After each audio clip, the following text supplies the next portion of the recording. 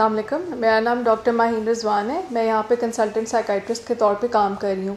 आज मैं जिस मौजू पे बात करना चाहूँगी वो बहुत कॉमन टॉपिक है और हमारे पास बहुत सारे मरीज़ इस मसले की वजह से आते हैं।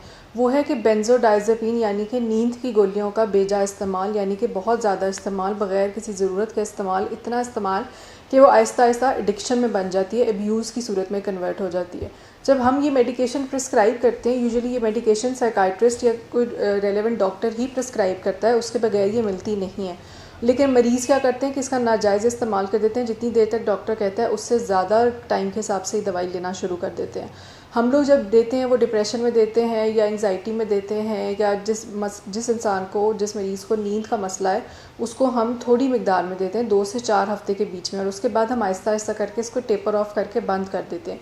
कुछ लोगों का मिथ होता है कि ये एक दफ़ा खा ली तो फिर सारी ज़िंदगी खानी पड़ेगी। ऐसे नहीं होता। जब तक मरीज़ का मसला हल ना हो जाए, तो वो जिसको 2 से 4 हफ्ते लगते हैं, उसके बाद हम आहिस्ता आहिस्ता करके 1 महीने में टेपर करके बंद कर देते हैं। इसलिए सारी ज़िंदगी के लिए नहीं होती।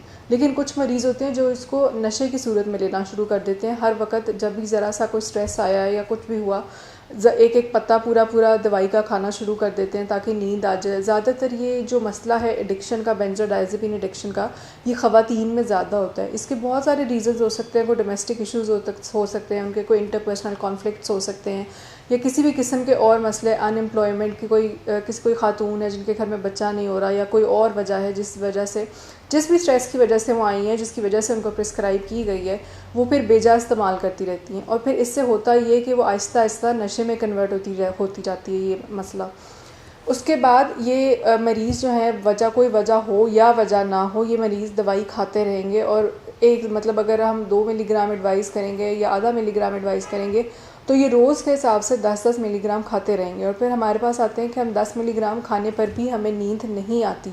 तो वो नींद इसलिए नहीं आती कि दवाई की जो टॉलरेंस होती है वो बढ़ जाती है। दवाई जिस दवाई ने जिस डोज़ पे असर करना होता है, उस डोज़ के ऊपर फिर वो असर नहीं करती। अब 10 मिलीग्राम की डोज़ के ऊपर अगर असर नहीं करी तो उसका मतलब है कि हमें दवाई को बढ़ाने की ज़रूरत है।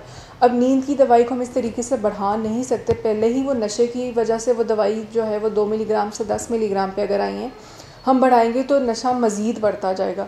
इसलिए मरीज़ों को कहते हैं कि जब भी आपको लगे कि आप नशे की तरफ जा रही हैं, या आप बिला ज़रूरत या बिला वजह दवाई ले रही हैं नशे की या नींद की दवाई ले रही हैं, तो आप हमारे पास आएँ और ताकि हम उसका प्रॉपर तरीके से इलाज करा सकें, उसकी ट्रीटमेंट करवा सकें। जब ये मरीज़ दवाई ले लेते हैं और एडिक्शन में चल जाते हैं, सारा दिन सोते रहते हैं, सारी रात सोते रहते हैं, ड्राउजी रहते हैं, डिजीनेस इनके अंदर रहती है, चक्कर आते रहते हैं, हर वक्त कोई काम नहीं कर पाते हैं। इसके अलावा और बहुत सारे लोग अगर बहुत ज़्यादा ओवरडोज़ में ले जाएँ तो बहुत सीरियस कंडीशन में ये कोमा के अंदर भी जा सकते हैं। तो इस सब से बचने के लिए हम मरीज़ को हमेशा कहते हैं कि आप मिनिमल दवाई खाएं और जिस वक्त आपको डॉक्टर कहे उस वक्त दवाई बंद कर दें। अगर मरीज़ बहुत ज़्यादा गनुदगी के अंदर होता है तो बाज़ दफ़ा उसको समझ नहीं आती, वो गिर भी सकता है, चोट भी लग सकती है। और गिरने में सबसे ज़्यादा जो हमारे पास आते हैं पेशेंट, वो कहते हैं कि हमारा फ्रैक्चर हो गया है, सिर्फ़ इसलिए कि गनुदगी बहुत ज़्यादा थी। तो ये वो सारी वजूहात हैं जिनकी वजह से हम मरीज़ को कहते हैं कि जितनी देर तक डॉक्टर दवाई दे उतनी ही देर तक इस्तेमाल करें, उससे ज़्यादा इस्तेमाल मत करें। सिर्फ़ और सिर्फ जब साइकाइट्रिक इलनेस है या कोई मसला है तब इस्तेमाल करें। और यूजुअली ये दवाई मिलती नहीं है बगैर प्रिस्क्रिप्शन के, लेकिन मरीज़ किसी ना किसी से, किसी जानने वाले के थ्रू या कोई और रीज़न के थ्रू किसी से ये लिखवा लेते हैं कि हमें ये वाली दवाई जो है लिख के दे दें ताकि ये हमें मिल जाए। और आम लोगों के कुछ फार्मेसीज़ होती हैं, उनकी स्ट्रिक्ट पॉलिसी होती है कि वो दवाई नहीं देती है, लेकिन कुछ फार्मेसीज़ होती हैं जो आराम से दवाई दे देती हैं बगैर प्रिस्क्रिप्शन के। तो उनसे भी मेरी दरख्वास्त है कि बगैर प्रिस्क्रिप्शन के नींद की दवाई ख़ास तौर के ऊपर मत दें, क्योंकि ये नींद की दवाई ना सिर्फ गनुदगी वगैरह के लिए या नशे के लिए इस्तेमाल होती है। बाज़ मरीज़ जो सुसाइडल होते हैं वो भी ये बहुत ज़्यादा मकदार में दवाई खा के ख़ुदकुशी करने की कोशिश भी करते हैं। तो इन सब से बचने के लिए हम हमेशा कहते हैं जितनी देर में, मैं आपसे फिर से कह रही हूँ कि जितनी देर डॉक्टर रेकमेंड करे उतनी ही देर दवाई खाएं, जो कि 2 से 4 हफ्ते है। उसके बाद हम टेपर करके बंद कर देते हैं। इससे ज़्यादा मकदार में ना खाएं, तब वो नशे की सूरत में कन्वर्ट होती है। अगर आपको या आपके इर्द गिर्द किसी भी जानने वाले को इस किस्म का कोई मसला है तो आप हमारे क्लिनिक पे तशरीफ़ लेकर आएँ।